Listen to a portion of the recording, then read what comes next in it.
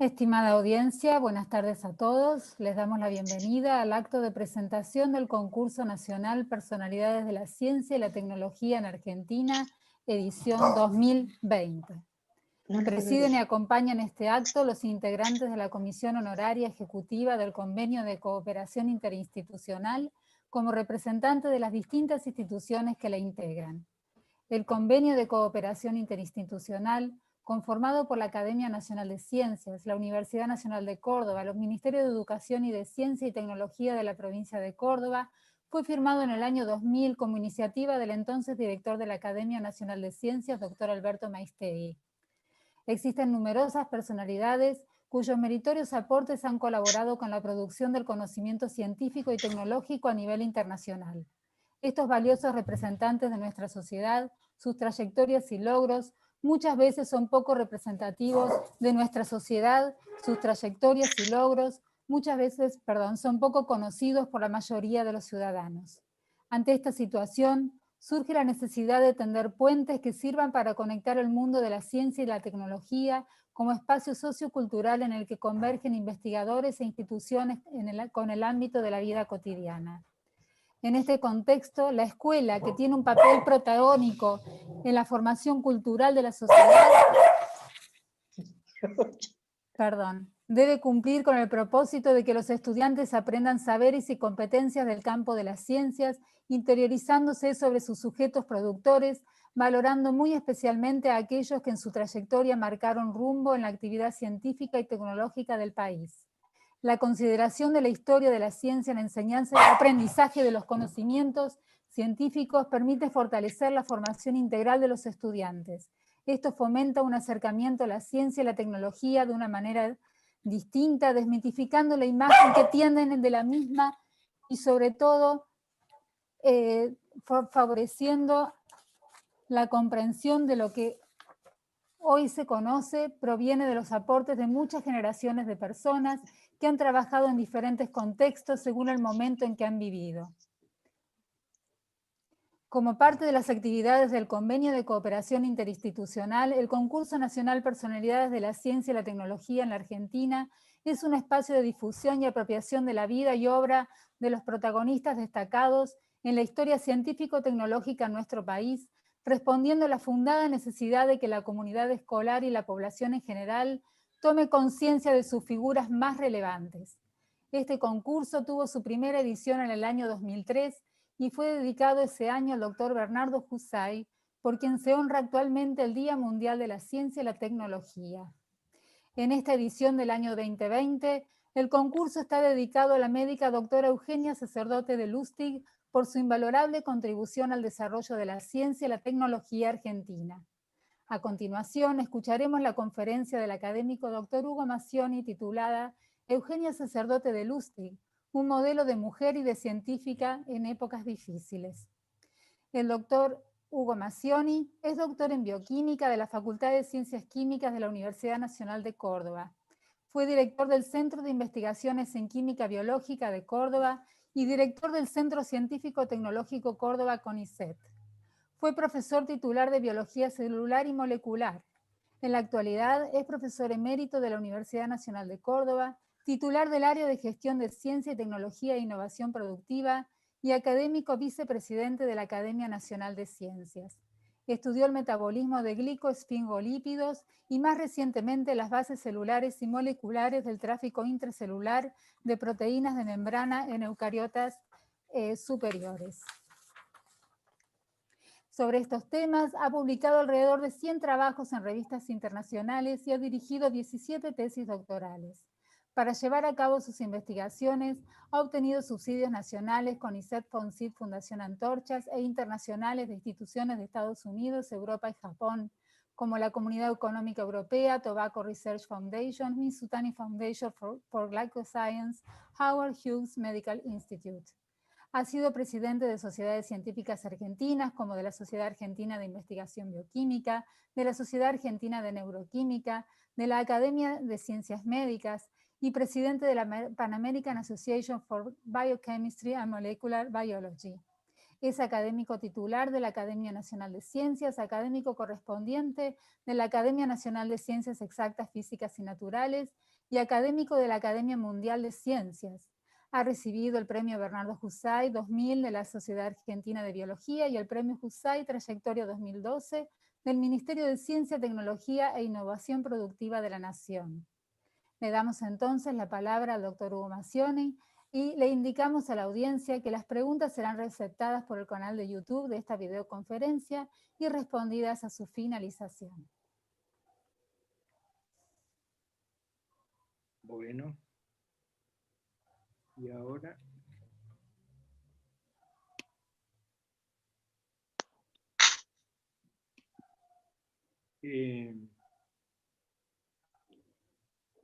ahora tengo que... acá estoy. Bueno, muchas gracias por la presentación y porque al comité, a la Comisión Ejecutiva del Convenio de Cooperación Institucional, por haberme elegido para presentar al candidato de las personalidades de ciencia y tecnología de la Argentina en esta presente edición. Y nos vamos a referir a la doctora Eugenia Sacerdote de Lustig.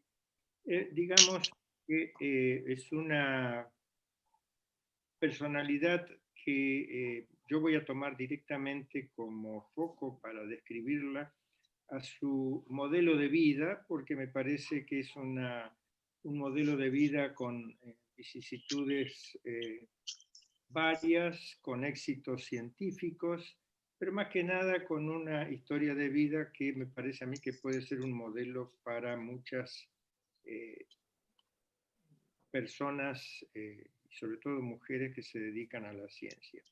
Estamos hablando de una señora que nació en Turín, en Italia, en el norte de Italia, de familia judía, que hizo sus estudios secundarios en un liceo femenino y contra todas las expectativas de sus familiares, amigos, decidió al finalizar esos estudios estudiar medicina, algo muy poco común en aquella época, pero su determinación fue muy clara y se inscribió en la Facultad de Ciencias Médicas de la Universidad de Turín en el año 1929 y terminó sus estudios en 1936. También la acompañó en esta aventura de estudiar medicina en esa época su prima, Rita Levi Montalcini, que también, como ya lo voy a mencionar, fue un modelo de vida y de trabajo científico muy destacado, digno de mencionar.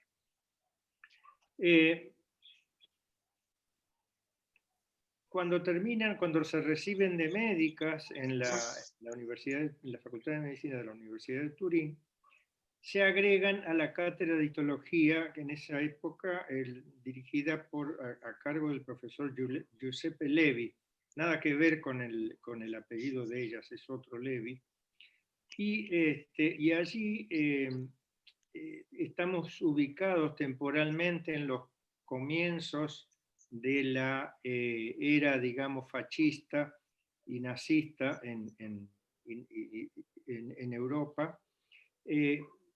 Por su categoría o calidad de judías reciben ciertas presiones de la sociedad en ese momento, pero de todas maneras en esa cátedra aparece una refugiada de Alemania que conocía un poco las técnicas de cultivo de células de mamíferos, y es allí donde Eugenia aprende las técnicas de cultivo celulares, que es el gran logro que se le atribuye cuando llega a la Argentina de difundir esas técnicas en el ambiente científico local. Ya me voy a referir a eso. Quiero mencionar que en esa cátedra también trabajaron sus compañeros Renato Dulbeco y Salvador Luria. Era una especie de comisión de trabajos prácticos especial que había en esa cátedra. Y lo menciono porque, curiosamente, su prima Rita en 1985 y Salvador Luria en 1969 y Renato Dulbeco en 1975 fueron premios Nobel. O sea, realmente se ve que este profesor Giuseppe Levi era realmente un científico que sabía elegir a sus colaboradores por los logros que ellos tuvieron después. Cada uno en sus temas, Salvador Luria estudiando mutagénesis en bacterias y selección natural en bacterias, Rita Levi Montalcini por el factor de crecimiento nervioso, que es, digamos, un factor que ella descubrió, que de alguna manera permitía la sobrevida neuronal en el desarrollo embrionario del sistema nervioso. Era como una proteína que era necesaria para que las neuronas que van a inervar un órgano u otra neurona sobrevivan. Necesitaban que la otra neurona produjera ese factor para sobrevivir. De otra manera, si no conseguían ese factor, se morían por apoptosis, y eso es lo que todos conocemos, que nacemos con un número de neuronas mucho mayor que el que finalmente tenemos en el estado adulto, y eso es por el acceso a este factor de crecimiento. En realidad, un premio Nobel compartido con Cohen, pero bueno, el mérito es de Rita Levi. ¿Me escuchan muy bajo? No. En ese momento, está muy bien. ¿Está bien? Bueno. Está bien. En ese momento, el régimen fascista de Mussolini hace muy difícil la vida de los judíos en Italia y no consiguen fácilmente trabajo. En 1937 se casa con Mauricio Lustig, quien consigue en ese momento un trabajo de la firma Pirelli en Argentina. En esa época los hermanos Pirelli, que son ahora los conocidos neumáticos, la industria del caucho sintético y todo eso, aparentemente los hermanos Pirelli iban a poner una fábrica de cables y revestimiento de cables, de aislamiento de cables en Argentina, y entonces Eugenia, ya casada y con una hija, Livia, se mudan a la Argentina, o sea, emigran de Italia a la Argentina y se instalan acá. Vienen también con la madre de Mauricio. Su hija Livia actualmente todavía es investigadora del CONICET, todavía vive y trabaja en ciencia, en reproducción, en la biología de la reproducción. Como dije, es investigadora del CONICET todavía. Llegados a... Bueno, por su lado, la prima que inició la aventura de estudiar medicina con Eugenia, o sea, la prima Rita, migra a Estados Unidos, y ahí es donde hace su carrera científica y descubre este factor que les hablaba y que les mereció el Nobel en 1900... tengo por acá. Bueno, se me pasó, pero no importa. Rita murió a los 103 años, muy longeva. Y Eugenia, como ya ven ustedes abajo de la fotografía de ella, que he puesto la fecha de nacimiento y la fecha de fallecimiento, vivió hasta los 101 años. O sea que dos mujeres diferentes en su época y con unos genes para la longevidad muy poderosos. El inicio de la Segunda Guerra Mundial le impide a la firma Pirelli que le lleguen las máquinas que había comprado en Europa para instalarse acá en Argentina, y entonces allí esta señora debió separarse de su marido, que fue trasladado a Brasil, a Sao Paulo, y ahí se tuvo un tiempo. Eugenia queda en Argentina con su hija de pocos años, con Livia, y con la suegra, que también los había acompañado en el viaje desde Italia hasta acá. En épocas en donde las comunicaciones no eran muy fluidas, donde incluso entre Brasil y Argentina había alguna conflictividad. Brasil estaba digamos, unido a los aliados, Argentina más bien unida a Hitler, o sea que había tensiones políticas entre los dos países. Y bueno, finalmente Eugenia viaja a Brasil a ver qué está pasando con su marido, está un año y pico en Brasil, y vuelven a Argentina ambos, porque Pirelli recibe las máquinas que estaba esperando desde Estados Unidos. A esa altura, Eugenia tiene su segundo hijo, Leonardo, pero si ustedes observan, desde que se recibió hasta el año 42, 43 más o menos, Eugenia no está ejerciendo su profesión de médica, está trabajando con la familia, viajando de un lado al otro, buscando a su marido, criando a sus hijos. Y pasan unos 6, 7 años que está directamente desvinculada de su profesión. Y en Argentina, como inmigrante, en un país que no conocía, en algún conventillo que después de bajar del barco habrá conseguido en Buenos Aires, y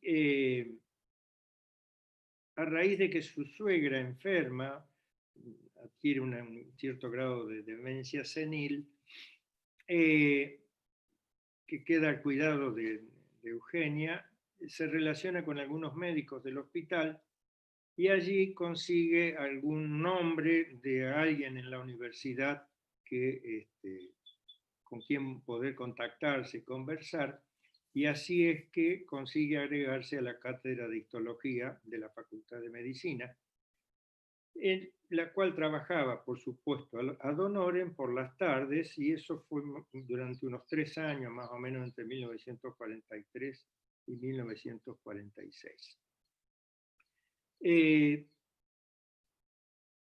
Estando allí en la cátedra, fue contactada por gente del Instituto de Oncología Ángel Roffo, que necesitaba aprender un poco las técnicas de biología celular mínimas, o sea, de cultivos celulares, una tecnología que ahora está en manos de todos los biólogos celulares y los laboratorios mínimamente sofisticados, y que ahora parecen una pavada, pero que en aquella época era toda una historia, en el sentido de que había que preparar los medios de cultivo, agregando los componentes de A1 por vez, buscando los sueros necesarios para que las células progresaran directamente a partir de animales domésticos. En fin, una serie de detalles que en este momento están totalmente resueltos, pero que en esa época eran toda una aventura. Incluso las condiciones de esterilidad para mantener esos cultivos celulares. Entonces, está Eugenia en este momento en el Instituto Ángel Roffo, tiene su tercer hijo, Mauro, en 1947, y allí empieza a trabajar ya en lo que ella es experta, esta es la imagen del Instituto Roffo en este momento, en la avenida San Martín en Buenos Aires. Y también alrededor de 1950 es contactada por gente del Instituto Malbrán. En esa época el director del Instituto Malbrán era el doctor Armando Parodi, que es padre del doctor Armando Parodi actual que tenemos en el país, que trabaja en el Instituto Leloir, que es miembro de la academia. Este hombre la contacta a Eugenia para que monte los cultivos, toda la tecnología de cultivos celulares para estudios de virología en el Instituto de Microbiología de Carlos Malbrán. Entonces Eugenia acepta esa invitación y terminó yendo por la tarde al Malbrán y por la mañana al Rofo, y al mediodía pasaba por su casa, almorzaba, atendía a la familia, y de esa forma comenzó a trabajar en lo que ella por lo menos tenía interés en hacer y conocía de primera mano. Este es el actual Instituto Nacional de Microbiología Carlos Malbrán.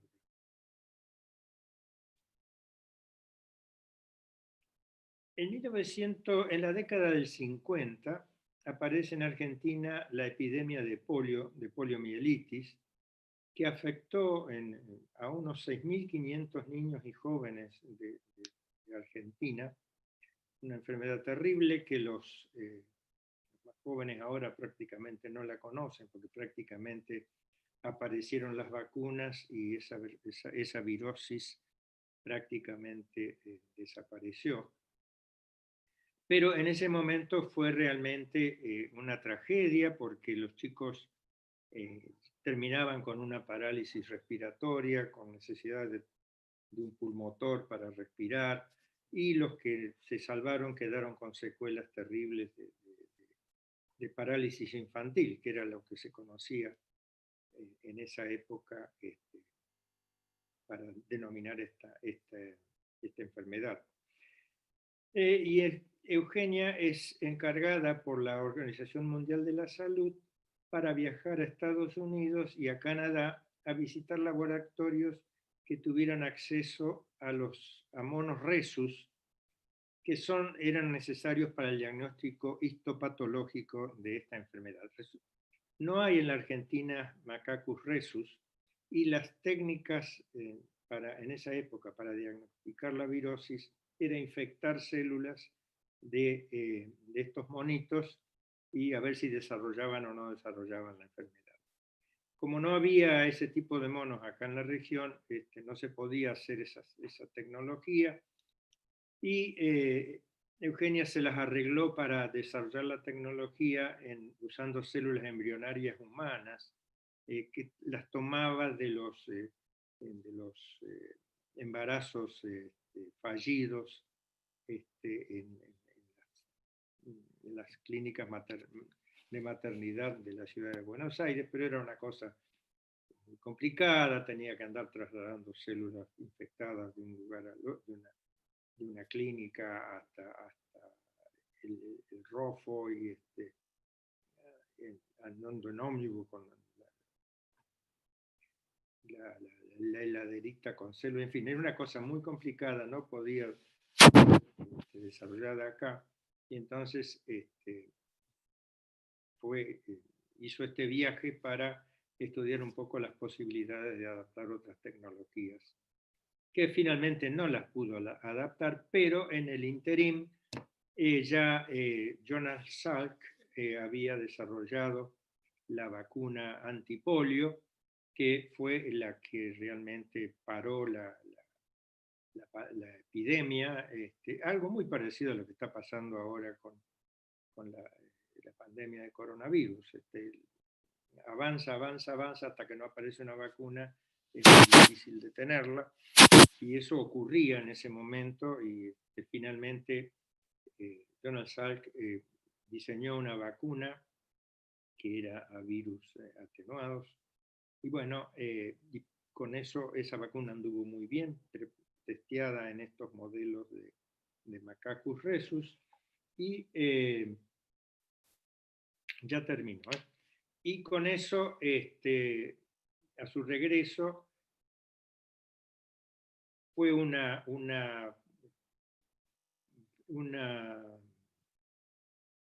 persona que se dedicó a propagandizar los beneficios de las vacunas, en este caso del antipolio, al punto tal de que vacunó en público a sus hijos para convencer de las bondades de la vacunación en una sociedad que no la aceptaba fácilmente. Entonces ella tomó esa decisión.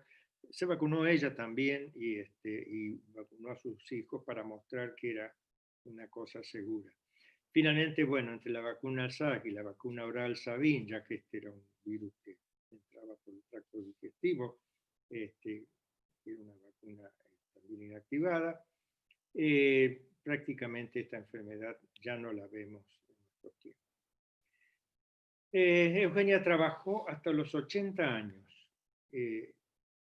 Y recuerden que les dije que falleció a los 101 años. O sea que en realidad dejó de trabajar porque por alguna patología visual, óptica, quedó prácticamente ciega y entonces no pudo ya directamente trabajar y fue, digamos, acompañada por sus colegas y por sus amigos en estos últimos años, amigos y colegas que le leían textos, le contaban los experimentos, etc. Pero ya con las manos no podía trabajar más, de manera que pero en esos últimos años, donde realmente se dedicó a hacer ciencia, fue jefa del departamento de virología del Instituto Malbrán, y ahí se dedicó mucho en los últimos años a buscar marcadores en suero de enfermedad de Alzheimer, por ejemplo, o algunas otras patologías neurodegenerativas, y también en marcadores de ciertos tipos de cáncer, y y publicó varios trabajos con sobre estas líneas de trabajo. Además, fue profesora de Biología Celular y Molecular de la Facultad de Ciencias Exactas y Naturales de la UBA. Les quiero mencionar que en realidad ella nunca revalidó el título de médica que obtuvo en Italia, nunca lo revalidó en Argentina, por lo cual no podía presentarse a ningún concurso docente, no podía participar en los cuerpos docentes de la universidad. Y eso fue hasta que por ahí en el año 58, cuando Ricieri Frondizi era el rector de la Universidad de Buenos Aires, conociendo los méritos que ya había acumulado Eugenia, le dijo, bueno, qué revalidar ni revalidar, ustedes es tan médica como los médicos nuestros, y le dio reconocimiento de título, digamos, a los efectos de presentarse a concursos, y fue designada profesora de Biología Celular y Molecular. Fue investigadora superior del CONICET, recibió numerosos premios, el premio Cherry en 1971, el premio Mujer del Año en Ciencia de 1967, el premio Alicia Moró de Justo en 1991, el premio Hipócrates de la Academia Nacional de Medicina, también en 1991, el premio Dignidad de la Asamblea Permanente por los Derechos del Hombre, la medalla Bicentenario de la Revolución de Mayo en 2011. Bueno, falleció en 2011. En definitiva, esto es lo que les puedo contar de esta persona, que el mensaje es simplemente, si en algún momento los jóvenes se sienten agobiados y abrumados por las dificultades que tenemos para hacer ciencia en este país, que piensen que hay personas que las han pasado seguramente peores y sin embargo con un poco de determinación y un poco de transpiración y un poco de inspiración y estudio, bueno, finalmente las cosas se pueden conseguir. Y esto es la razón, me parece a mí, por la cual muy acertadamente la Comisión Ejecutiva del Convenio de Cooperación eligió a la doctora Sacerdote de Lustig como personalidad de la ciencia y tecnología en la edición 2020. Así que bueno, los dejo, les agradezco la atención y bueno, los coordinadores, yo estoy a disposición, lo que deseen, si hay que responder preguntas o algo, con mucho gusto.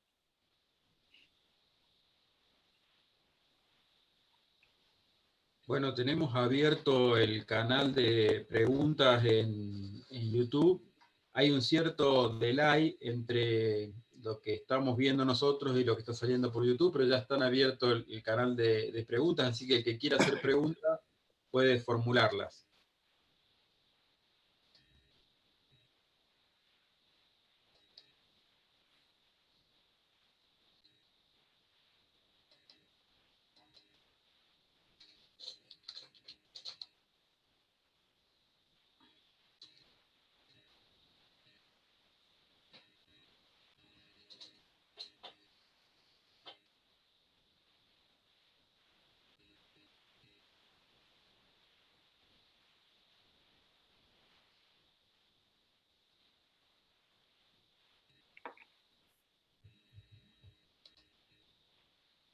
Doctora sacerdote de Ludwig, para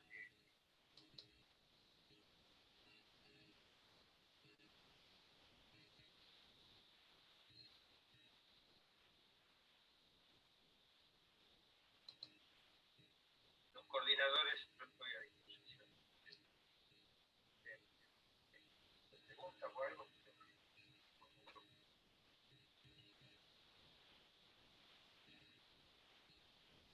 Bueno, tenemos abierto el canal de preguntas en YouTube.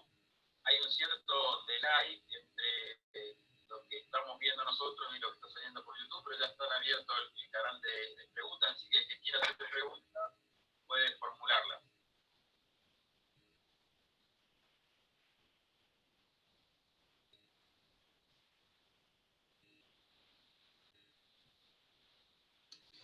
Doctor, aquí hay una pregunta de Horacio que dice, ¿mantuvo comunicación con sus condiscípulos prestigiosos? ¿Vinieron ellos a la Argentina? ¿Me escuchan? Sí, sí. No, en realidad, cuando, digamos, ubíquense en la época en donde las comunicaciones no eran tan fluidas como son ahora. O sea, que no era cuestión de agarrar el email o el Zoom o lo que sea y comunicarse con sus colegas que estaban en Estados Unidos, por ejemplo, los compañeros de estudio en la Facultad de Medicina de Turín. Pero cuando hizo el viaje a pedido de la Organización Mundial de la Salud para interiorizarse de las técnicas de diagnóstico, allí visitó, obviamente, a sus colegas de la Facultad de Medicina de Turín, a Renato Dulbeco y a Salvador Luria, y bueno, los visitó en sus respectivas universidades, y es probable que también haya tenido algún contacto con Rita Levi, por supuesto lo tuvo en Estados Unidos, y probablemente también Rita Levi viajó desde Estados Unidos a Brasil a trabajar un tiempito en el Instituto de Chagas de Sao Paulo, que no me sale bien el nombre ahora, pero, ¿cómo? Sí, no, pero el instituto se llama Fatal, no es el Fatal a Chávez, no, ya me va a salir. Pero en ese instituto, recuerdan que yo mencioné que cuando se agregaron a la cátedra de histología de Giuseppe Levi en la Universidad de Turín, vino una refugiada que venía escapando del nazismo en Alemania.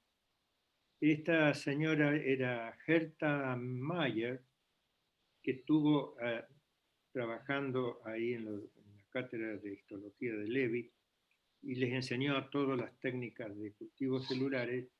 Y esta señora también era de origen judío, así que también emigró desde Italia y fue a parar a Brasil, a este instituto de Chagas, y allí también inició los cultivos celulares en Brasil.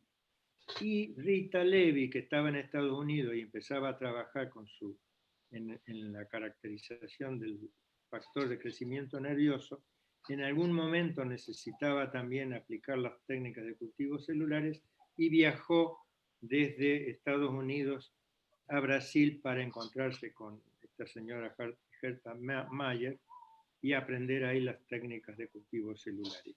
Y ahí se encontraron con Eugenio. Bueno, aquí Adriana nos dice si el instituto se llamaba Oswaldo Cruz. Exactamente, el Instituto Oswaldo Cruz. Exactamente. Bueno, voy a preguntar si hay más preguntas.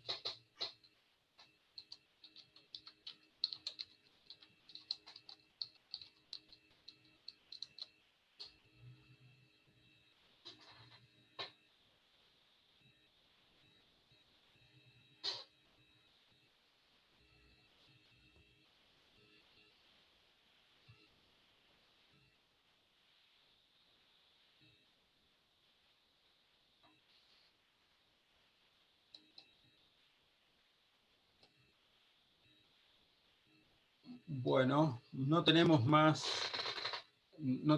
preguntas por acá por el canal de chat. No sé si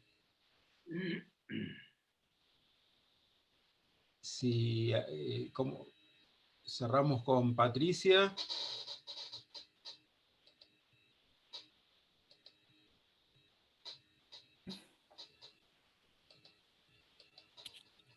Bueno, agradecemos entonces por parte de las instituciones que integran el Convenio de Cooperación Interinstitucional, la Academia Nacional de Ciencia, la Universidad Nacional de Córdoba, el Ministerio de Ciencias y Tecnología de la provincia de Córdoba, el Ministerio de Educación de la provincia de Córdoba, los aportes que nos ha dado el doctor Macioni, y invitamos a la comunidad a que se puedan sumar a este concurso de personalidades de la ciencia y la tecnología en la Argentina. Muchas gracias.